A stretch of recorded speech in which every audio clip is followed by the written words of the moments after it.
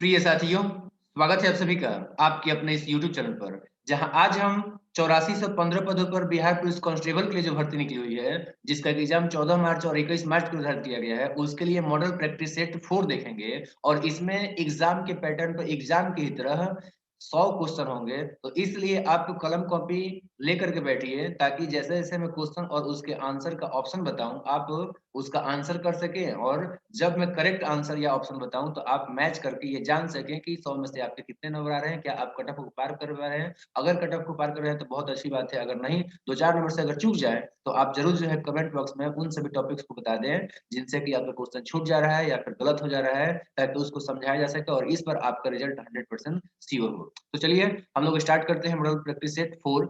जो हमारा पहला क्वेश्चन है वो आप यहाँ पे देख सकते हैं, निम्नलिखित में से स्त्रीलिंग शब्द कौन सा है ये है। तो इसमें ऑप्शन दिया हुआ है शिक्षा, शिष्या, पाठशाला, शिक्षक। तो इसका करेक्ट आंसर जाएगा ऑप्शन नंबर बी, शिष्या जो है वो एक स्त्रीलिंग शब्द है। अगला क्वेश्चन करें तो अगला क्वेश्चन है कि पूर्ण भूत का कौन सा उदाहरण है। वर्षा हुई थी, लड़के आए होंगे, उसने लड़ाई की है, लड़के आ रहे हैं। तो इसमें जो है आपका करेक्ट आंसर जाएगा ऑप्शन नंबर ए, वर्षा हुई थी। ये पूरी तरह से बीत चुका है, यानी कि ये पूर्ण भूत हो गया। अगला क्वेश्चन है लिखने वाला किस प्रत्यय का उदाहरण है। क्रियार्थक, भाववाचक, कर्मवाचक, कर्तृवाचक। तो लिखने वाला जो है कर्ता है, काम करने वाला है, यानी कि ये कर्तृवाचक ऑप्शन नंबर डी हो जाएगा। अगला क्वेश्चन देखते हैं तो अगला क्वेश्चन है वागीश का सही संधि विच्छेद होगा।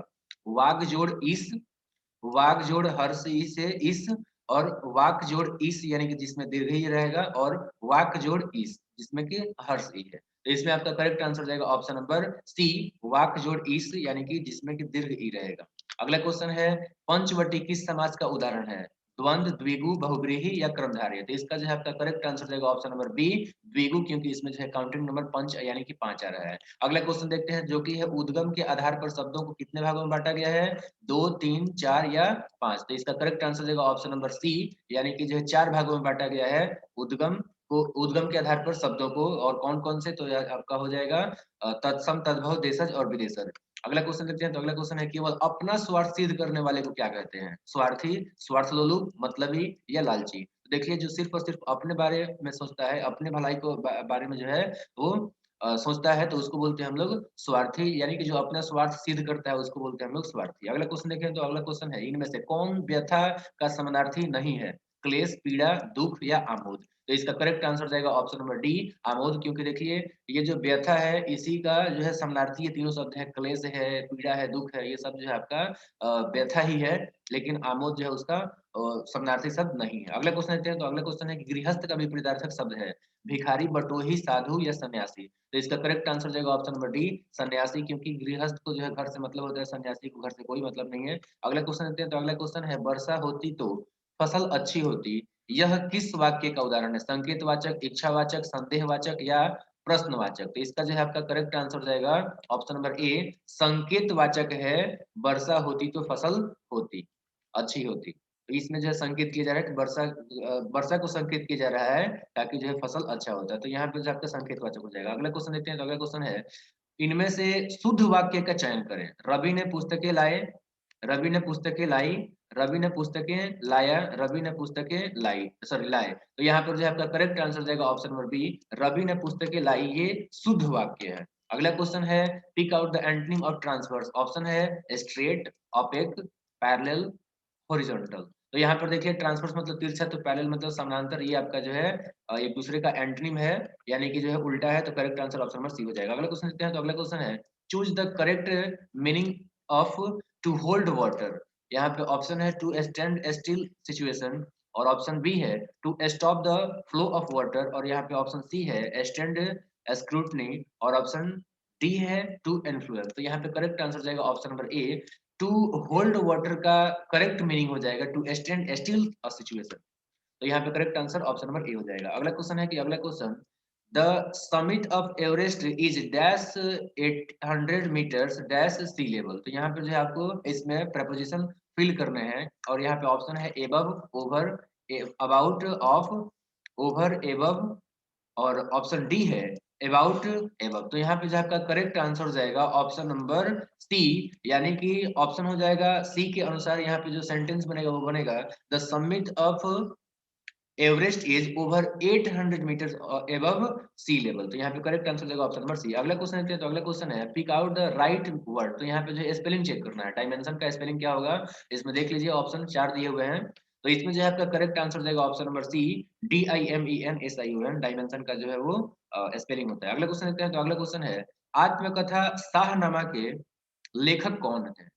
अबुल फजल, फिरदौसी, अकबर या बाबर? तो इसका करेक्ट आंसर हो जाएगा ऑप्शन नंबर बी, फिरदौसी जो है उन्होंने लिखा हुआ है शाहनामा। अगला क्वेश्चन है निम्न में कौन सा शासक दास राजवंश से संबंधित है? इल्तुतमिश, हुमायूं, अकबर या अहमद शाह अब्दाली? तो इसका करेक्ट आंसर हो जाएगा ऑप्शन नंबर ए, इल्तुतमिश जो है वो एक गुलाम वंश से संबंधित है, यानी कि दास राजवंश से संबंधित है। तो ऑप्शन नंबर ए सही है। अगला क्वेश्चन देखते हैं। तो अगला क्वेश्चन है बाजार नियंत्रण प्रणाली किसने प्रारंभ की? औरंगजेब, अलाउद्दीन खिलजी, चंद्रगुप्त मौर्य या फिर शाहजहां? तो इसका करेक्ट आंसर हो जाएगा ऑप्शन नंबर बी, बाजार प्रणाली को जो है, बाजार नियंत्रण प्रणाली को जो है अलाउद्दीन खिलजी ने स्टार्ट कराया था इंडिया में। अगला है आमिर खुसरो का जन्म स्थान क्या है? लाहौर, दिल्ली, पटियाला या फिर फैजाबाद? तो इसका करेक्ट आंसर हो जाएगा ऑप्शन नंबर सी, पटियाला में जो है आमिर खुसरो का जन्म हुआ था। अगला क्वेश्चन है भारत का नेपोलियन किसको कहा जाता है? चंद्रगुप्त प्रथम को, समुद्रगुप्त को या फिर विक्रमादित्य को या फिर स्कंदगुप्त को? तो इसका करेक्ट आंसर हो जाएगा ऑप्शन नंबर बी, समुद्रगुप्त को जो है आपका भारत का नेपोलियन कहा जाता है। अगला क्वेश्चन है कनिष्क किस वंश का राजा था? मौर्य, गुप्त, कुषाण या चालुक्य? तो इसका करेक्ट आंसर हो जाएगा ऑप्शन नंबर सी, कुषाण वंश का जो है शासक था कनिष्क। अगला क्वेश्चन देखते हैं जो कि है चरक थे एक विख्यात क्या चीज? इतिहासकार थे, चिकित्सक थे, मंत्री थे या फिर ज्योतिषविद थे? तो इसका करेक्ट आंसर हो जाएगा कि चरक जो है वो एक बहुत ही विख्यात चिकित्सक हमारे इंडिया में हुए हैं।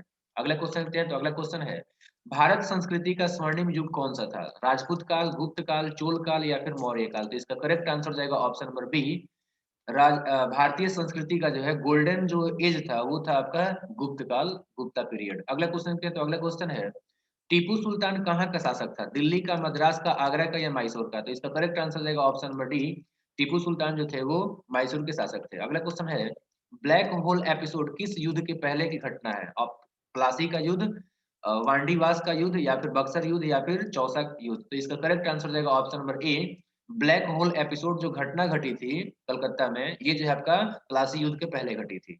इसके बाद अगला क्वेश्चन है कि 1857 के विद्रोह का तत्कालिक कारण क्या था? चर्बी वाले कारतूस, सैनिक असंतोष, ब्रिटिश सरकार की असफलता या फिर प्रशासनिक सुधार? तो इसका करेक्ट आंसर देगा ऑप्शन नंबर ए, 1857 का जो विद्रोह हुआ था उसका जो तात्कालिक कारण था वो था चर्बी वाले जो कारतूस थे वो। अगला क्वेश्चन है दिल्ली चलो का नारा किसने दिया था? भगत सिंह, जवाहरलाल नेहरू, सुभाष चंद्र बोस या फिर महात्मा गांधी? तो दिल्ली चलो का जो नारा है ये दिया था सुभाष चंद्र बोस ने। ऑप्शन नंबर सी हो जाएगा सही आंसर। अगला क्वेश्चन है बारदोली सत्याग्रह का संबंध किससे है? काका कलेलकर से या फिर विनोबा भावे, सरदार पटेल से या फिर महात्मा गांधी से? तो इसका करेक्ट आंसर देगा ऑप्शन नंबर सी, बारदोली सत्याग्रह जो है सरदार पटेल के नेतृत्व में हुआ था। अगला क्वेश्चन है कि होम रूल लीग की स्थापना किसने की थी? लाल लाजपत राय ने, बाल गंगाधर तिलक ने, सुभाष चंद्र बोस ने या फिर महात्मा गांधी ने? तो इसका जो है आपका करेक्ट आंसर देगा ऑप्शन नंबर बी, बाल गंगाधर तिलक और सरोजनी नायडू ने जो है होम रूल लीग का स्थापना किया था। अगला क्वेश्चन देखते हैं। तो अगला क्वेश्चन है ब्रिटिश सरकार ने कलकत्ता से दिल्ली राजधानी स्थानांतरित कब की? तो यहाँ पे ऑप्शन है 1911, 1905, 1912 और 1919। तो इसका करेक्ट आंसर हो जाएगा 1911 में जो है कलकत्ता से दिल्ली राजधानी को जो है इंडिया का राजधानी जो है ट्रांसफर किया गया था। अगला क्वेश्चन देखते हैं। तो अगला जो हमारा क्वेश्चन है वो है भारत में विश्व में सबसे ऊंची सॉरी क्या बोलते हैं मेसोनरी बांध निम्न में से कौन सा है? तो यहाँ पे जो है ऑप्शन है भाखड़ा नंगल बांध, हीराकुंड बांध, फरक्का बांध और नागार्जुन बांध। तो इसमें जो है आपका करेक्ट आंसर हो जाएगा ऑप्शन नंबर डी, नागार्जुन बांध जो है वो भारत में स्थित विश्व का सबसे ऊंचा मेसोनरी बांध है। और मेसोनरी बांध क्या होता है? तो मेसोनरी बांध जो है आपका ऐसा बांध होता है जो कि आपका ईंट हो गया, ठीक है, पत्थर हो गया, इन सबसे जो है आपका बनाया जाता है। अगला क्वेश्चन देखते हैं। तो अगला क्वेश्चन है गंगा का मैदान का उदाहरण है? गंगा जो है किस प्रकार का मैदान है ये आपको बताना है? संरचनात्मक मैदान है या फिर निक्षेपित मैदान है या फिर हिमानीधौत मैदान है या फिर अपर्दित मैदान है? तो इसका करेक्ट आंसर देगा ऑप्शन नंबर बी, गंगा का मैदान जो है वो निक्षेपित मैदान का उदाहरण है।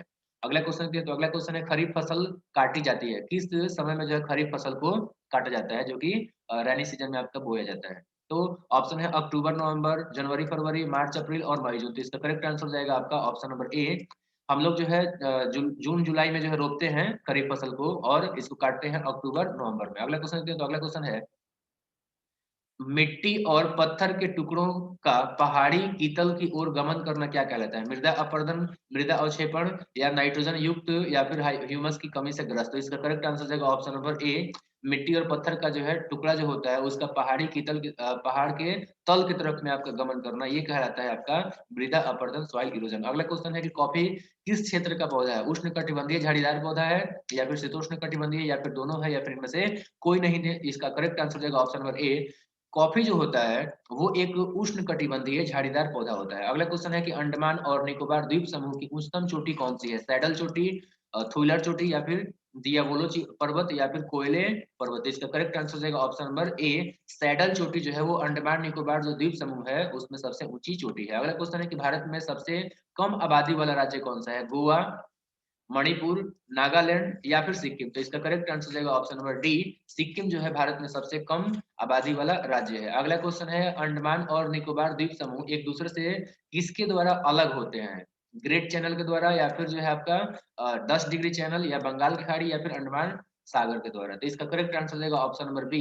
10 डिग्री चैनल के द्वारा अंडमान द्वीप समूह और निकोबार द्वीप समूह एक दूसरे से सेपरेट होते हैं, अलग होते हैं। अगला क्वेश्चन देखते हैं। तो अगला क्वेश्चन है कि पाक स्टेट यानी कि जो है जल डमरू मध्य कहाँ से सबसे नजदीक है? तो पाक जल डमरू मध्य जो है आपका बताना है कि कहाँ से नजदीक पड़ता है? महाराष्ट्र से, तमिलनाडु से, आंध्र प्रदेश से, या फिर उड़ीसा से? तो इसका करेक्ट आंसर हो जाएगा ऑप्शन नंबर बी। तमिलनाडु और आपका जो है ये श्रीलंका के बीच में आपका पाक जल डमरू मध्य या फिर स्ट्रेट है। अगला क्वेश्चन है। तो अगला क्वेश्चन है निम्नलिखित में से किसमें अपरंपरागत ऊर्जा स्रोत का उपयोग किया जाता है? मिट्टी, तेल का लैंप, यहाँ पे लैंप लिखना चाहिए था।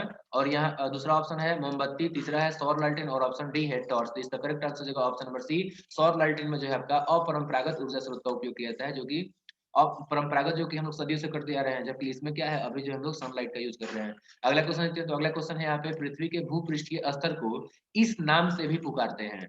सीमा, नीफे, सियाल, या मोहो? तो इसका करेक्ट आंसर जाएगा ऑप्शन नंबर सी। सियाल के नाम से हम लोग जो है भूपृष्ठीय स्तर को जानते हैं। अगला क्वेश्चन है भारत में किस किस्म की कॉफी का उत्पादन किया जाता है? काओ, अराबिका, केगो, या फिर जो है आपका कॉन्सो? तो यहाँ पे आपका करेक्ट आंसर हो जाएगा option number B. Arabica coffee जो है भारत में उत्पादित किया जाता है, जो कि आपका सबसे अच्छी क्वालिटी का होता है। अगला क्वेश्चन है। तो अगला क्वेश्चन है बेलाडीला छत्तीसगढ़ क्यों प्रसिद्ध है? तो छत्तीसगढ़ में जो बेलाडीला है वो किस लिए प्रसिद्ध है, ये आपको बताना है। तिलसोदा कारखाना के लिए, लक्ष्मी विलास महल के लिए, या फिर लौह अयस्क के लिए, या फिर स्थापत्य कला के लिए? तो यहाँ पे आपका करेक्ट आंसर हो जाएगा ऑप्शन नंबर सी।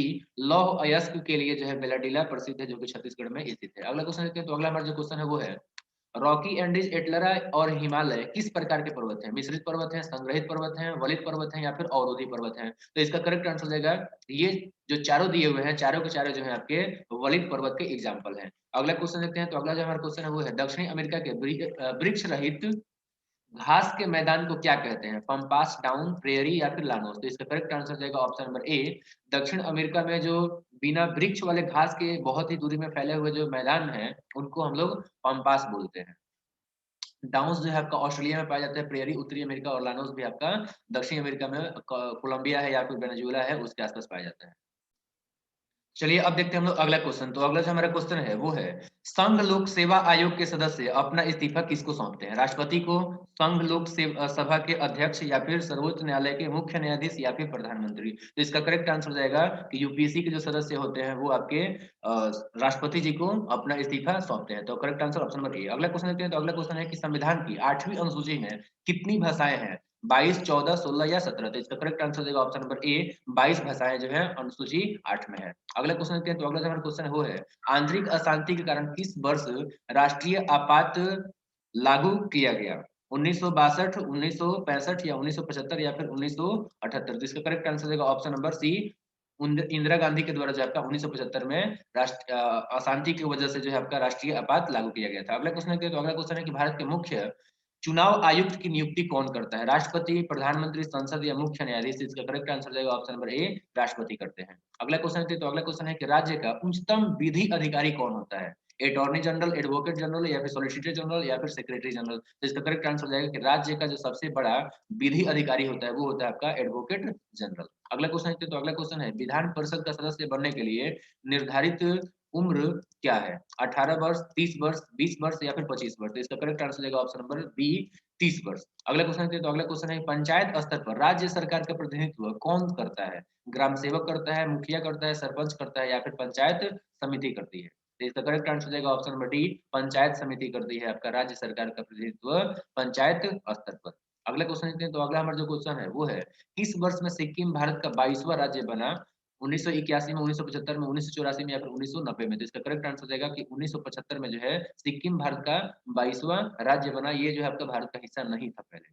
अगला क्वेश्चन देखते हैं, तो अगला क्वेश्चन है, कौन सा अधिकार सर्वोच्च न्यायालय को प्राप्त है? राजनीतिक पुनरीक्षण या न्यायिक पुनरीक्षण या कानूनी पुनरीक्षण या फिर उपयुक्त सभी? तो इसका करेक्ट आंसर हो जाएगा कि जो आपका उच्च न्यायालय सर्वोच्च न्यायालय है उसको जो है न्यायिक पुनरीक्षण का अधिकार प्राप्त है। ऑप्शन नंबर बी सही है। अगला क्वेश्चन देखते हैं, तो अगला क्वेश्चन है, केरल का उच्च न्यायालय कहाँ स्थित है? तिरुवनंतपुरम में, कोचीन में, एर्नाकुलम में या फिर कोटायम में? तो इसका करेक्ट आंसर हो जाएगा कि एर्नाकुलम में जो है केरल का उच्च न्यायालय है, हाई कोर्ट है।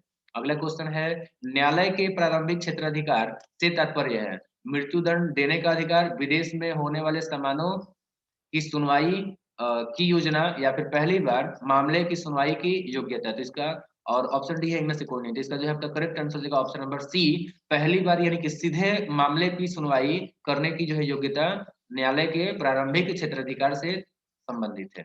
अगला क्वेश्चन देखते हैं, तो अगला जो हमारा क्वेश्चन है वो है, भारत के नियंत्रक एवं महालेखा परीक्षक का कार्यकाल होता है 6 वर्ष, 65 वर्ष की आयु या फिर 6 वर्ष या 65 वर्ष की आयु जो पहले हो, और ऑप्शन डी है 6 वर्ष या 62 वर्ष की आयु जो भी पहले हो। तो इसका करेक्ट आंसर हो जाएगा कि जो आपके नियंत्रक एवं महालेखा परीक्षक होते हैं इंडिया के, उनका जो है कार्यकाल या तो 6 वर्ष का होता है या फिर 65 वर्ष का होता है, जो भी पहले पूछ जाए। अगला क्वेश्चन देखते हैं, तो अगला जो हमारा क्वेश्चन है वो है, संसद के दोनों सदनों के सदस्य रहे बिना कोई व्यक्ति कब तक मंत्री के रूप में बना रह सकता है? 3 महीना, 6 महीना या फिर 1 साल या फिर कोई उम्र कोई जो है आपका कार्यकाल का सीमा नहीं है। तो यहाँ पे आपका करेक्ट आंसर हो जाएगा कि 6 महीने तक जो है कोई व्यक्ति मंत्री के रूप में बना रह सकता है, अगर वो दोनों में से किसी सदनों का जो है सदस्य नहीं है तो। अगला क्वेश्चन देखते हो, अगला क्वेश्चन है, निम्नलिखित में कौन सा विधेयक राज्यसभा में पहले प्रस्तुत नहीं किया जा सकता है? ऑप्शन है धन विधेयक या फिर उच्चतम न्यायालय या राज्य न्यायपालिका के अधिकारों से संबंधित विधेयक या फिर युद्ध अथवा बाह्य आक्रमण के कारण उत्पन्न आपातकालीन स्थिति घोषित करने वाला विधेयक, या फिर ऑप्शन डी है राज्य को आपात नियमों के अधीन लाने वाला विधेयक। तो यहाँ पे आपका करेक्ट आंसर हो जाएगा कि जो धन विधेयक होता है, जो कि अनुसूची एक सॉरी आर्टिकल 110 में है, ये आपका जो है राज्यसभा में प्रस्तुत पहले नहीं किया जा सकता है। इसको पहले लोकसभा में और उसके बाद ही धन विधेयक को जो है आपका राज्यसभा में प्रस्तुत किया जाता है। अगला क्वेश्चन देखते हैं, तो अगला जो हमारा क्वेश्चन है वो है, प्रति 2 वर्ष में राज्यसभा के कितने सदस्य कार्य निवृत्त होते हैं? आधा, 1/3, 1/4 या फिर 5वां भाग? तो इसका करेक्ट आंसर हो जाएगा आपका ऑप्शन नंबर बी, हर एक 2 साल में राज्यसभा के 1/3 सदस्य निवृत्त हो जाते हैं, मतलब सेवानिवृत्त हो जाते हैं। अगला क्वेश्चन है कि निम्नलिखित में से कौन अचुंबकीय वस्तु है? लोहा, गंधक, सल्फर और गंधक एक ही होता है, निकेल या फिर कोबाल्ट? तो इसका करेक्ट आंसर हो जाएगा ऑप्शन नंबर बी, सल्फर यानी कि गंधक जो है वो एक अचुंबकीय वस्तु है, जबकि निकेल, कोबाल्ट, लोहा जो है वो चुंबकीय होता है। अगला क्वेश्चन देखेंगे, तो अगला क्वेश्चन है, 1 माइक्रोन किसके बराबर होता है? 100 मिलीमीटर, 1000 मिलीमीटर, 0.01 मिलीमीटर और ऑप्शन डी है 0.001 मिलीमीटर। तो इसका करेक्ट आंसर हो जाएगा ऑप्शन नंबर डी, 1 माइक्रोन जो है 0.001 मिलीमीटर होता है, मिलीमीटर के बराबर होता है, या फिर कह सकते हैं कि 10 टू द पावर -6 के बराबर होता है, 6 मीटर के बराबर होता है, जो कि आपका हो जाएगा 10 टू द पावर -3 mm। ठीक है, और इसी का जो है इस 10 टू द पावर -3 को हम 0.001 मिलीमीटर भी लिख सकते हैं। तो ये इसका करेक्ट आंसर था ऑप्शन नंबर डी। अगला क्वेश्चन देखेंगे, तो अगला क्वेश्चन है, टेलीफोन का आविष्कार किसने किया? Thomas Alva Edison, Galileo, Graham Bell या फिर मार्कोनी ने? तो टेलीफोन का जो है आपका आविष्कार किया था ग्राहम बेल, करेक्ट आंसर हो जाएगा ऑप्शन नंबर सी। अगला क्वेश्चन हो जाएगा, कराटे खिलाड़ी द्वारा हाथ के प्रहार से ईंटों की पट्टी को तोड़ना, यह गति किस नियम से संबंधित है? ऑप्शन है न्यूटन का प्रथम गति का नियम, दूसरा है ऑप्शन न्यूटन का द्वितीय गति नियम और ऑप्शन सी है न्यूटन का तृतीय गति नियम। तो इसका करेक्ट आंसर हो जाएगा आपका ऑप्शन नंबर बी, कराटे के खिलाड़ी के द्वारा ईंटों को जो है बहुत ही तेज चोट करने से तोड़ देने का जो प्रक्रिया होता है, ये आपका न्यूटन के द्वितीय गति नियम से संबंधित है। अगला क्वेश्चन है, गर्मी के मौसम में पंखा आराम का एहसास दिलाता है क्योंकि ऑप्शन ए हवा का ताप संचालकता बढ़ती बढ़ती है, और ऑप्शन बी है पंखा हवा को ठंडा करता है, और ऑप्शन सी है पसीना तेजी से वाष्पित होता है, और ऑप्शन डी है पंखा ठंडी हवा का वितरण करता है। तो इसका करेक्ट आंसर हो जाएगा कि गर्मी के मौसम में जब हम पंखा करते हैं तो हमें आराम का एहसास इसलिए होता है क्योंकि पसीना जो है काफी तेजी से वाष्पित होकर के जो है वाष्प में मिल जाता है, यानी कि वाष्प कहने का मतलब कि हवा में मिल जाता है, तो हमारे शरीर से जो है वो उड़ता है। अगला क्वेश्चन है कि सोनार मुख्यतः उपयोग किया जाता है डॉक्टर के द्वारा, इंजीनियर के द्वारा, या फिर अंतरिक्ष यात्रियों के द्वारा, या फिर समुद्र यात्रियों के द्वारा। तो इसका करेक्ट आंसर हो जाएगा कि समुद्री जो यात्री होते हैं इनके द्वारा जो है आपका समुद्र की गहराई को नापने के लिए सोनार का उपयोग किया जाता है। अगला क्वेश्चन है कि रेडियोधर्मी तत्व जिसका भारत में विशाल भंडार है वो कौन सा है? यूरेनियम है, थोरियम है, रेडियम है, या फिर प्लूटोनियम है? तो इसका करेक्ट आंसर हो जाएगा ऑप्शन नंबर बी, थोरियम जो है भारत में काफी अधिक मात्रा में है। अगला क्वेश्चन देखेंगे तो अगला क्वेश्चन है सोलर सिस्टम को किसने खोजा? कॉपरनिकस, केपलर, या फिर आर्यभट्ट या न्यूटन ने? तो इसका करेक्ट आंसर हो जाएगा ऑप्शन नंबर ए, कॉपरनिकस ने जो सोलर सिस्टम को खोजा था। अगला क्वेश्चन है किसी चालक तार का प्रतिरोध तापमान के बढ़ने से क्या होता है? घटता है, बढ़ता है, या फिर नहीं बदलता है, या फिर इनमें से कोई नहीं? तो इसका करेक्ट आंसर हो जाएगा जैसे जैसे टेम्परेचर बढ़ता है वैसे वैसे जो है प्रतिरोध का वैल्यू भी आपका बढ़ता है। Correct answer option number B. अगला क्वेश्चन है निम्नलिखित में दर्शित परिपथ में, यहाँ पे ये नहीं में धारा आई का मान क्या होगा? तो यहाँ पे देखिए, यहाँ पर जो एक बैटरी है जिसका कि विभवांतर है 2 वोल्ट, और यहाँ पे जो आपके 3 ठो प्रतिरोध लगाए गए हैं। तो इसमें देखिए जब बी हमें निकालना है कहाँ से कहाँ तक है, बी और सी के बीच में। तो बी और सी के बीच में जो धारा का वैल्यू जो है आपका कितना है, तो इसको निकालने के लिए हम क्या करेंगे, देखिए यहाँ पे 2 तरह के हैं, एक तो आपके सीरीज में है और एक आपके पैरेलल जो है आपके अरेंजमेंट में सजाए गए हैं प्रतिरोध को, ठीक है ना। तो यहाँ पे 2 और 3 दो आपका जो है इसका और इसका, इन दोनों को देखेंगे तो ये आपका सीरीज में है, तो ये आपका जो है प्रतिरोध, कुल प्रतिरोध कितना हो जाएगा, 4 ओमेगा हो जाएगा, ठीक है। 4 ओमेगा मतलब 4 ओम, और यहाँ पे 2 है, तो ये आपका 2 और बाकी इन दोनों के मिला करके जो आपका बना हुआ है जो कि आपका 4 ओमेगा के बराबर है, तो ये पैरेलल हो जाएंगे। जब ये पैरेलल हो जाएंगे तो इसका निकालने के लिए क्या करेंगे, तो इसको निकालने के लिए हम निकाल लेंगे 1 upon R P equal to क्या हो जाता है, R1 प्लस 1/R2। तो यहाँ पे क्या कर देंगे 1/4 और प्लस हो जाएगा आपका 1/2। तो 1/2 यहाँ पे आप जब सॉल्व करेंगे तो क्या हो जाएगा, यहाँ पे ऊपर चला जाएगा जो है आपका 4, एलसीएम तो 4 ही हो जाएगा, एलसीएम जब 4 होगा तो यहाँ पे हो जाएगा 1 और प्लस यहाँ पे जो है आपका 2। तो यानी कि आएगा आपका 1/RP इक्वल टू क्या हो जाएगा, तो 3/, आरपी इक्वल टू क्या हो जाएगा, तो ये हो जाएगा आपका 3/4।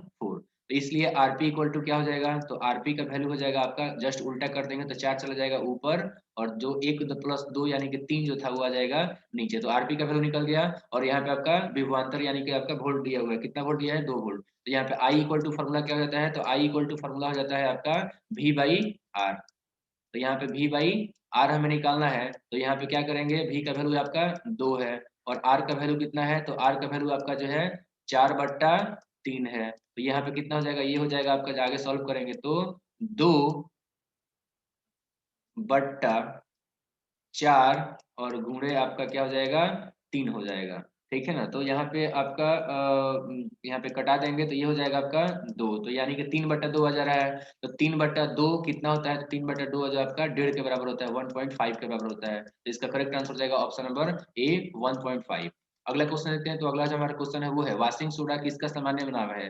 कैल्शियम कार्बोनेट का, कैल्शियम बाइकार्बोनेट का, सोडियम कार्बोनेट का, या फिर सोडियम बाइकार्बोनेट का? तो इसका करेक्ट आंसर हो जाएगा option number C, sodium carbonate को जो हम लोग वॉशिंग सोडा के नाम से जानते हैं। अगला क्वेश्चन है कि सोडियम क्लोराइड के अलावा समुद्री जल में वाणिज्यिक पैमाने पर कौन सा पदार्थ प्राप्त होता है? रेडियम, आयोडीन, थोरियम, या मैग्नीज? तो इसका करेक्ट आंसर हो जाएगा ऑप्शन नंबर बी, आयोडीन। अगला क्वेश्चन देखते हैं, तो अगला जो हमारा क्वेश्चन है वो है सामान्य एल्कोहल में ऑक्सीकरण से क्या बनता है? एस्टर बनता है, कीटोन बनता है, एसिड बनता है, या फिर ईथर बनता है? तो इसका करेक्ट आंसर हो जाएगा ऑप्शन नंबर सी, चूंकि हाइड्रोजन निकलता है तो एसिड बनेगा। अगला क्वेश्चन है आपका क्या, वायु प्रदूषण का सबसे महत्वपूर्ण या फिर कह सकते सबसे बड़ा कारक या घटक कौन सा है? कार्बन डाइऑक्साइड, कार्बन मोनोऑक्साइड, या फिर जिंक, या फिर सोना? तो इसका करेक्ट आंसर हो जाएगा आपका option number B, carbon monoxide जो है वायु प्रदूषण का सबसे बड़ा और मुख्य घटक है। अगला क्वेश्चन देखते हैं, तो अगला क्वेश्चन है कांच निम्नलिखित का मिश्रण है? क्वार्ट्ज और अभ्रक का, बालू और सिल्ट का, या फिर बालू और सिलिकेट का, या इनमें से कोई नहीं? तो इसका करेक्ट आंसर हो जाएगा ऑप्शन नंबर सी, बालू और सिलिकेट का। अगला क्वेश्चन देखते हैं, तो अगला क्वेश्चन है हमारा किस खनिज अयस्क से लोहा प्राप्त होता है? पाइराइट से, हेमेटाइट से, हैलाइट से या फिर एजुराइट से? तो इसका करेक्ट आंसर हो जाएगा आपका ऑप्शन नंबर बी, हेमेटाइट से जो हमें लोहा प्राप्त होता है। अगला क्वेश्चन है कि अगर किसी घोल का पीएच 7 से कम है तो वह घोल क्या होगा? उदासीन, अम्लीय, क्षारीय या फिर अम्लीय और क्षारीय दोनों? तो इसका करेक्ट आंसर हो जाएगा आपका ऑप्शन नंबर बी, यानी कि जो आपका जिसके घोल का पीएच वैल्यू 7 से कम होता है उसको बोलते हैं हम लोग अम्लीय। अगला क्वेश्चन देखते हैं। तो अगला क्वेश्चन है शुद्ध कार्बन का सबसे कठोर रूप कौन सा है? हीरा, पन्ना, तांबा या फिर पुखराज? तो इसका करेक्ट आंसर हो जाएगा आपका ऑप्शन नंबर ए, शुद्ध कार्बन का जो सबसे कठोर रूप होता है वो आपका हीरा यानी कि डायमंड होता है। अगला क्वेश्चन देखते हैं। तो अगला क्वेश्चन है कि जल का विशुद्ध रूप कौन सा है? वर्षा का जल, भारी जल, नल का जल या आश्रित जल? तो देखिए आश्रित जल जो है आपका सबसे शुद्ध हो जाएगा, हालांकि वर्षा जल भी आपका शुद्ध होता है लेकिन उसमें धूल कण के होने की संभावना होती है, तो इसलिए जो है इन दोनों में जब बात करना होगा तो हम आश्रित जल ठीक लगाएंगे। अगला क्वेश्चन देखते हैं। तो अगला क्वेश्चन है कि इन सभी में कौन सा रासायनिक परिवर्तन है? जल का बर्फ में बदलना, एल्कोहल का वाष्पीकरण या फिर लोहे का जंग लगना या फिर खाना पकाना? देखिए यहाँ पे खाना पकाना और लोहे का जंग लगना दोनों आपका ऑप्शन यहाँ पे सही है, तो आप दोनों में से किसी को भी टिक लगा सकते हैं। हालांकि मैं आपका टिक लगाऊंगा ऑप्शन नंबर सी, ज्यादा सही मुझे लग रहा है ऑप्शन नंबर सी, हालांकि दोनों ही सही है। अगला क्वेश्चन देखते हैं। तो अगला क्वेश्चन है आपका निम्न में से कौन सा जल तथा कार्बन डाइऑक्साइड को कार्बोहाइड्रेट में बदलता है? शैवाल, कवक, खाद्य मिट्टी या फिर इनमें से कोई नहीं? तो इसका करेक्ट आंसर होगा ऑप्शन नंबर सी। यहाँ पे घुमाया हुआ है क्वेश्चन को, डायरेक्टली यहाँ पे नहीं बोला है कि प्रकाश संश्लेषण होता है। प्रकाश संश्लेषण में क्या होता है? जल और कार्बन डाइऑक्साइड को जो है कार्बोहाइड्रेट यानी कि ग्लूकोज में बदला जाता है, तो वही क्वेश्चन यहाँ पे पूछा गया। तो शैवाल में आपका फोटोसिंथेसिस के थ्रू जल और कार्बन डाइऑक्साइड को कार्बोहाइड्रेट में बदला जाता है। अगला क्वेश्चन है डीडीटी का उपयोग क्या है? कीटनाशक के रूप में, उर्वरक के रूप में, दवा के रूप में या फिर इनमें से कोई नहीं? तो इसका करेक्ट ऑप्शन हो जाएगा आपका ऑप्शन नंबर ए, कीटनाशक के रूप में उपयोग किया जाता है डीडीटी को। अगला क्वेश्चन देखते हैं। तो अगला क्वेश्चन है निम्नलिखित में से किस प्रकार के भोजन लेने से जो है लोगों को पौष्टिक आहार मिलता है? सभी प्रकार के गुणों से संपन्न भोजन लेने से या फिर अंकुरित अनाज लेने से या फिर उबला हुआ भोजन खाने से या फिर इनमें से कोई नहीं? तो इसका करेक्ट आंसर रहेगा ऑप्शन नंबर ए, सभी प्रकार के गुणों से संपन्न भोजन लेने से जो है लोगों को पौष्टिक आहार प्राप्त होता है। अगला क्वेश्चन है टेस्ट ट्यूब बेबी का अर्थ है ट्यूब में निषेचन होना या फिर ट्यूब में अंडाणु और शुक्राणु मिलना या फिर जाइगोट का बनना या फिर इनमें से कोई नहीं? तो इसका करेक्ट आंसर हो जाएगा आपका ऑप्शन नंबर ए, ट्यूब में निषेचित होना आपका कहलाता है टेस्ट ट्यूब बेबी। यानी कि टेस्ट ट्यूब बेबी में आपका जो है जो टेस्ट ट्यूब होता है उसमें जो है आपका निषेचन होता है। अगला क्वेश्चन देखते हैं। तो अगला क्वेश्चन है आपका भारत में केंद्रीय औषधि शोध संस्थान कहाँ पर है? दिल्ली में, बेंगलोर में या फिर चेन्नई में या फिर लखनऊ में? तो इसका करेक्ट आंसर देगा ऑप्शन नंबर डी, लखनऊ में स्थित है आपका केंद्रीय औषधि शोध संस्थान, जो कि आपका भारत में जो है सबसे पहले स्थापित किया गया था। ये भी आप लोग ध्यान रखें, मतलब ये पहला जो आपका केंद्रीय औषधि शोध संस्थान है जो कि आपका भारत में डेवलप किया गया था। और ये कब डेवलप किया गया था? याद रखिएगा 17 फरवरी 1951 में, आजादी के बाद से आपका 17 फरवरी और 1951 में, ठीक है ना? तो ये 17 फरवरी, ठीक है, 17 फरवरी याद रखिएगा। अगला क्वेश्चन देखते हैं। तो अगला क्वेश्चन क्या हो जाएगा? अगला जो हमारा क्वेश्चन है वो है कोई व्यक्ति चावल, दाल और दही खाता है तो उसके भोजन में किसकी कमी होगी? स्टार्च की कमी होगा, वसा की कमी होगा या फिर विटामिन ए या प्रोटीन? तो देखिए यहाँ पे चावल खा रहा है तो इसमें स्टार्च मिल जाएगा, ठीक है।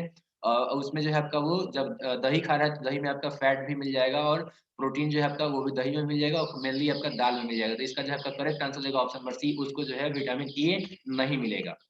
अगला क्वेश्चन देखते हैं। तो अगला क्वेश्चन है कि आंख के मायोपिक दृष्टि में क्या होता है? रेटिना के सम्मुख प्रकाश किरणें केंद्रित होती है या फिर रेटिना के पीछे प्रकाश किरणें केंद्रित होती है या फिर कॉर्निया दोषपूर्ण हो जाता है या फिर इनमें से कोई नहीं? तो इसका जो है आपका करेक्ट आंसर रहेगा ऑप्शन नंबर ए, रेटिना के सम्मुख जो आपका किरणें केंद्रित हो जाता है, ये मायोपिया में होता है। और हाइपरमेट्रोपिया में बात करते हैं तो यहाँ पर जो है दूर बनता है यानी कि पीछे बनता है। अगला क्वेश्चन देखते हैं। तो अगला क्वेश्चन है कि पौधा कोशिका का पावर हाउस कहलाता है कौन? लाइसोसोम, माइटोकॉन्ड्रिया, राइबोसोम या फिर सेंट्रोसोम? तो इसका करेक्ट आंसर रहेगा आपका ऑप्शन नंबर बी, चाहे पौधा कोशिका हो चाहे एनिमल कोशिका मतलब जंतु कोशिका हो, दोनों में पावर हाउस जो है आपका माइटोकॉन्ड्रिया ही कहलाता है। अगला क्वेश्चन है कि अधिक ऊंचाई पर मानव शरीर में श्वेत रक्त कणिकाएं ऑप्शन ए आकार में बड़ी हो जाती है, ऑप्शन बी आकार में छोटी हो जाएगी और ऑप्शन सी संख्या में बढ़ जाएगी या फिर ऑप्शन डी संख्या में घट जाएगी? तो इसका करेक्ट आंसर रहेगा आपका ऑप्शन नंबर ए, आकार में बड़ी हो जाएगी। अगला क्वेश्चन देखते हैं। तो अगला जो हमारा क्वेश्चन है वो है कि पुरुषों में बंध्याकरण शल्य क्रिया को कहते हैं? ऑप्शन ए हिस्टेरोटोमी, सुपरमेक्टोमी या फिर वेसेटोमी या फिर जो आपका गैमेटोलोक्टोमी, ठीक है। तो इसका जो है आपका करेक्ट आंसर रहेगा आपका ऑप्शन नंबर सी, वेसेक्टोमी। देखिए अभी जो है मैं कुछ लड़खड़ा गया क्योंकि जो है यहाँ पे कुछ डिस्टर्बेंस हो गया जिसकी वजह से कि नेटवर्क के प्रॉब्लम की वजह से जो है कुछ दिक्कतें आ गई। एक बार फिर से रिपीट करता हूँ, यहाँ पे मैंने बोला था कि पुरुषों में बंध्याकरण शल्य क्रिया को क्या कहते हैं, मतलब कि जो नसबंदी होता है उसको क्या कहा जाता है पुरुषों में, ठीक है ना? जिसमें कि आपका जो स्पर्म डक्ट जो होता है उसको जो है धागा से बांध दिया जाता है, ठीक है ना? तो इसको क्या कहा जाता है? इसमें ऑप्शन था इस प्रकार से, ऑप्शन ए हिस्टेरोटोमी और ऑप्शन बी था सुपरमेक्टोमी और ऑप्शन सी था वेसेक्टोमी और ऑप्शन डी था गैमेटेलेक्टोमी। तो इसका जो है आपका करेक्ट आंसर हो जाएगा ऑप्शन नंबर सी वेसेक्टोमी कहा जाता है, वेसेक्टोमी कहा जाता है आपका जो है बंध्याकरण मतलब नसबंदी को पुरुषों में होता है ये। अगला क्वेश्चन है तो अगला जो हमारा क्वेश्चन ये सिर्फ पुरुषों में नहीं होता है, ये आपका जो फीमेल भी हो सकता है। अगला क्वेश्चन है कि 50 किलोमीटर यात्रा करने पर मैंने पाया कि अभी यात्रा का कुल आपका 3/5 भाग शेष है। यात्रा की कुल दूरी कितनी है? तो ये आपको बताना है। तो देखिए यहाँ पर जो आपका 50 किलोमीटर दूरी तय किया है तो मात्र 5 में से 3 ही भाग किया हुआ है, ठीक है ना? यानी कि आपका सॉरी 3 भाग बाकी है, ठीक है ना? तो यानी कि कितना ये पूरा किया है? तो ये आपका पूरा किया है 2/5 भाग। यानी कि 5 भाग में से मात्र 2 भाग पूरा किया है, तो 2 भाग आपका अगर 50 होता है, 2 भाग आपका क्या होता है? 50 होता है, तो 1 भाग कितना होगा? तो 1 भाग आपका जो है 25 हो जाएगा, भाग कर देंगे, ठीक है? अब 1 भाग 25 है, तो 5 भाग कितना हो जाएगा? तो गुणा कर देंगे ना, तो कितना हो जाएगा? ये आपका 125 हो जाएगा, 5 से इसमें हम लोग गुणा कर देंगे, ठीक है? तो इसका जो है आपका करेक्ट आंसर हो जाएगा ऑप्शन नंबर बी। कुल दूरी जो है आपका 125 किलोमीटर था, जिसमें कि 50 किलोमीटर वो दूरी तय किया था, यानी कि 2/5 भाग दूरी तय किया था और 3/5 भाग यानी कि जो है आपका 75 किलोमीटर वो बाकी है। अगला क्वेश्चन लेते हैं, तो अगला क्वेश्चन है कि आनंद एक कार को 20% छूट पर खरीदता है और कीमत से 20% अधिक पर बेचता है, तो लाभ का प्रतिशत बताइए। तो चलिए हम मान लेते हैं कि 100 जो है उसका दाम था कार का, तो 20% छूट पर खरीदा है यानी कि 80 पर उसने खरीदा हुआ है और 20% अधिक पर बेचा हुआ है यानी कि 120 में बेचा हुआ है। तो जब 120 में आपका जो है बेचा हुआ एसपी हो गया और खरीदा था आपका जो है सीपी यानी कि 80 में, तो इसका लाभ कितना हो जाएगा? तो इसका लाभ हो जाएगा आपका 40। अब ये 40 रुपया लाभ हो रहा है, तो 40 में गुणा कर देंगे कितना से? 40 में गुणा कर देंगे हम लोग 100 से और डिवाइड कर देंगे उसका जो है आपका क्रय मूल्य था। तो क्रय मूल्य कितना था? 80 था। तो 80 में हम लोग यहाँ पे जो है भाग कर देंगे तो जीरो ये 40 गुना 80 हो जाएगा।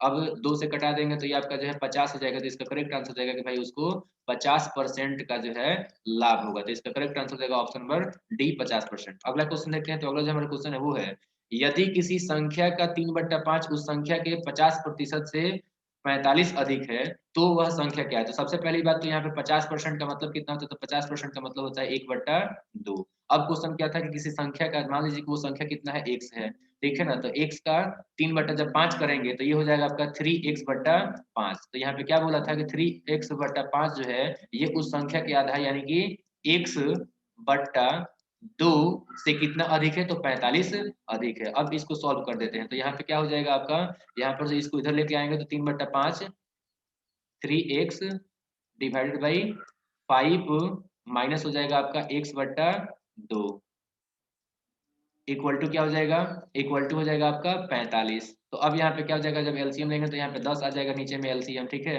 तो यहाँ पे मल्टीप्लाई करेंगे तो 6x हो जाएगा और माइनस कितना हो जाएगा? तो माइनस आपका जो है 5x हो जाएगा। तो यहाँ पे आपका इक्वल टू में क्या हो जाएगा? 45 हो जाएगा। अब आगे सॉल्व करते हैं, तो आगे सॉल्व करेंगे तो क्या आ जाएगा?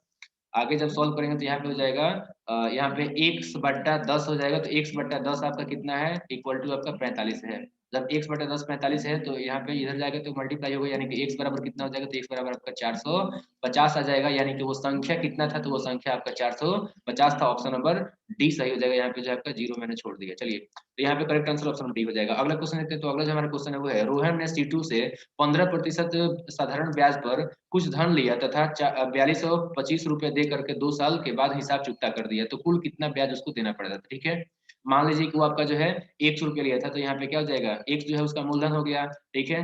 तो x और प्लस उसका ब्याज कितना हो जाएगा? तो x गुणे 2 साल और 15%, ठीक है? तो यहाँ पर जो है आपका 15% और बट्टा कितना हो जाएगा? तो बट्टा हो जाएगा आपका 100 बराबर कितना हो जाएगा? तो बराबर आपका हो जाएगा 4225 रुपया। तो 4225 रुपया ये हो गया। अब इसको जो हम लोग क्या कर देंगे, यहाँ पे 15 दूना 30 हो जाएगा, तो एक चलो यहाँ पे कर देते हैं हम लोग, ठीक है ना? तो यहाँ पे हो जाएगा आपका 100x और प्लस कितना हो जाएगा? प्लस हो जाएगा आपका 30x। कितना हो जाएगा? 30x और डिवाइडेड बाई आपका 100 हो जाएगा। तो ये 100 जो है आपका इधर लेके आ जाएंगे अभी, ठीक है ना? तो ये आपका क्या हो जाएगा? 4225। अब इसको उधर जब लेके आ जाएंगे तो डबल जीरो लग जाएगा, तो यहाँ पे आपका हो जाएगा 130 x बराबर हो जाएगा आपका 4225, ठीक है ना। यहाँ पे लिखने में कुछ दिक्कत हो रहा है, 4225 और डबल जीरो, ठीक है। तो एक जीरो से तो एक जीरो कट कैंसिल हो जाएगा। इसके बाद से 13 से हम लोग भाग कर देंगे, ठीक है। तो 13 से जब भाग करेंगे यहाँ पर x बराबर, ठीक है ना, तो 13 से भाग करेंगे तो कितना आ जाएगा, इसको कटा देंगे। तो यहाँ पर कटाइएगा तो आप देखिएगा 13 तिया 39, इसके बाद से 3 और 2 तो 32, तो 13 दूना 26 हो जाएगा, और 6 और 5 तो 13 पचे 65 हो जाएगा, और यहाँ पे जीरो। तो इसको जो हम लोग घटा देंगे, ठीक है ना। तो देखिए यहाँ पे घटा देते हैं 5 में से, यहाँ पे घटा देते हैं 4225 यहाँ पे लिखा ही है, तो यहीं पे हम घटा देते हैं। 5 में से जीरो गया तो यहाँ पे 5 आ जाएगा, और यहाँ पे जो आपका 12 में से 5 जाएगा तो यहाँ पे क्या हो जाएगा, 7 हो जाएगा। और यहाँ पर जो है आपका 41 में से 32 जाएगा, यानी कि जो आपको 11 में से 2 जाएगा तो 9 हो जाएगा। तो इसका करेक्ट आंसर जाएगा ऑप्शन नंबर ए, 975 रुपया जो है करेक्ट आंसर हो जाएगा। अगला क्वेश्चन देखते हैं। तो अगला क्वेश्चन हो जाएगा 6 सेंटीमीटर त्रिज्या वाले एक ठोस गोले को पिघला करके 2 सेंटीमीटर त्रिज्या वाले कितने ठोस के गोले बनाए जा सकते हैं। तो यहाँ पे आपका ठोस गोला का फॉर्मूला क्या हो जाता है, 4/3 पाई आर स्क्वायर, 4/3 पाई और आर का स्क्वायर, यानी कि 6 का सॉरी 6 का स्क्वायर नहीं, क्यूब होता है, सॉरी मैंने गलती से बोल दिया, 6 का क्यूब, और डिवाइडेड बाई 4/3 पाई और सॉरी पाई हो गया, और इसके बाद से जो आपका 2 का क्यूब हो जाएगा, ठीक है ना। तो 2 का जब क्यूब होगा तो इससे ये क्या हो जाएगा, कैंसिल हो जाएगा, 4/3 पाई से 4/3 पाई कैंसिल हो जाएगा, यानी कि 6 गुणे 6 गुणे 6 बट्टा आपका 2 गुणे 2 गुणे 2। तो अब क्या हो जाएगा, ये सब कट जाएगा, तो यहाँ पे आपका 3 आएगा, फिर से कटाओगे तो फिर से 3 आएगा, फिर ये से कटाओगे तो फिर 3 आएगा, तो 3 3 का 9 3 27। तो इसका करेक्ट आंसर जाएगा ऑप्शन नंबर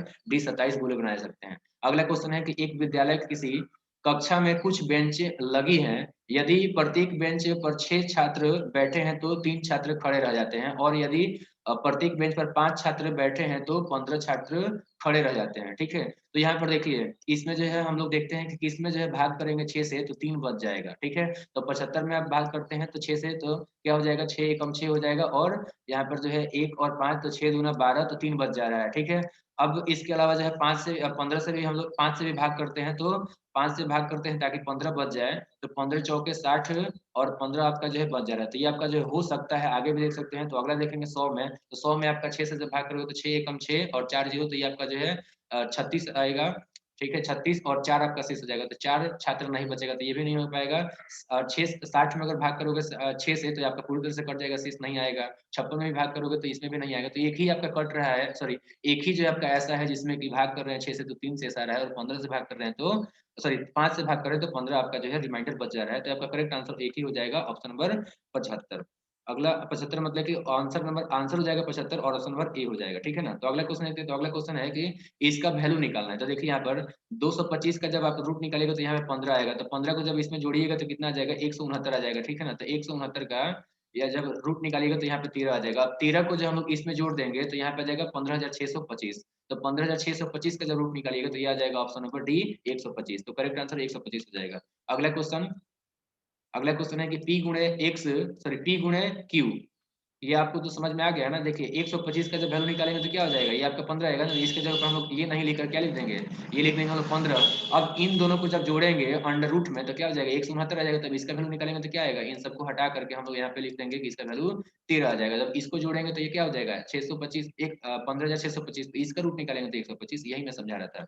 अगला क्वेश्चन है, तो अगला क्वेश्चन है कि पी गुणे क्यू बराबर पी प्लस पी बटा क्यू है, तो 8 गुणे 2 का वैल्यू क्या हो जाएगा। तो यहाँ पे सेम इसी को निकाल देंगे। तो पी के जगह पे क्या रखेंगे, पी के जगह पे रखेंगे 8, और प्लस क्यू के जगह पे क्या रखेंगे 2, और पी बटा क्यू के जगह पे क्या रखेंगे 8/2 रखेंगे। तो 8/2 मतलब 4 हो गया। तो यहाँ पे 4 8 4 2 6 और 8 8 6 14 हो जाएगा। तो इसका correct answer option number C हो जाएगा। अगला क्वेश्चन देखते हैं कि चंदन और कुंदन का वर्तमान आयु का योग जो है वो 35 वर्ष है, तो 5 वर्ष बाद उनकी उम्र उनकी आयु में जो आयु जो है 4:5 में रहता है। देखिए यहाँ पे 5 वर्ष बाद बात करेंगे तो इनका उम्र क्या रहेगा, 4x हो जाएगा और 5x हो जाएगा।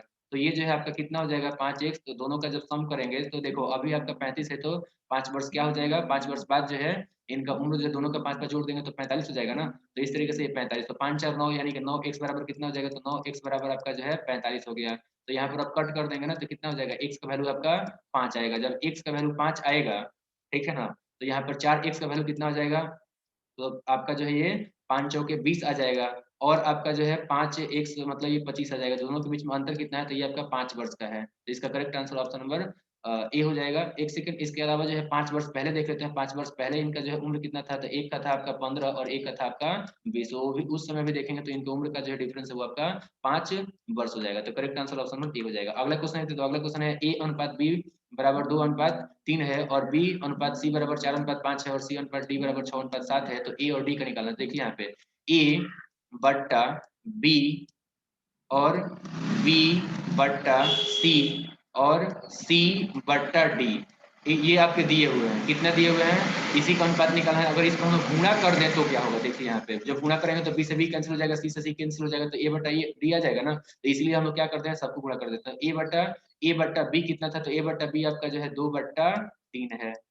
अब गुणा कर देंगे हम लोग क्या, बी बट्टा सी से, तो बी बट्टा सी कितना है, 4/5 है। और आपका जो है सी बट्टा डी कितना है, तो 6/7 है। तो अब क्या कर देंगे, यहाँ पे देखो 3 से जो है ये कट जाएगा 2 बार में, तो 4 2 चौके 8 दूना 16 और बट्टा क्या आ जाएगा, तो 16 बट्टा आपका जो है 35 आ जाएगा। किसका वैल्यू, तो देखो यहाँ पे जो है बी से बी कट गया था, सी से सी कट गया था, तो ए बट्टा डी का, तो ए बट्टा डी का वैल्यू कितना आ गया, 16/35, यानी कि आपका ए अनुपात डी का बात करेंगे तो ये आपका जो है 16/35 हो जाएगा। Correct answer option number B हो जाएगा। तो इस तरीके से हमने जो है 100 क्वेश्चन देखा। उम्मीद करता हूँ कि आपका जो रिजल्ट है वो 80 के आसपास या 80 से अधिक है। तो इस वीडियो लेक्चर को अंत तक देखने के लिए आपका बहुत धन्यवाद। और आप अपने दोस्तों का अगर रिजल्ट इस बार सुनिश्चित करना चाहते हैं तो आप प्रतिदिन इस चैनल पर आए, नोटिफिकेशन के माध्यम से हो या फिर चैनल विजिट के माध्यम से हो, और आकर के प्रतिदिन एक model practice set Bihar police का लगाएं और इससे अपना अभ्यास बनाए रखें और इस बार जो रिजल्ट 100% दें। तो इस वीडियो लेक्चर को अंत तक देखने के लिए आपका बहुत बहुत धन्यवाद। Thank you very much.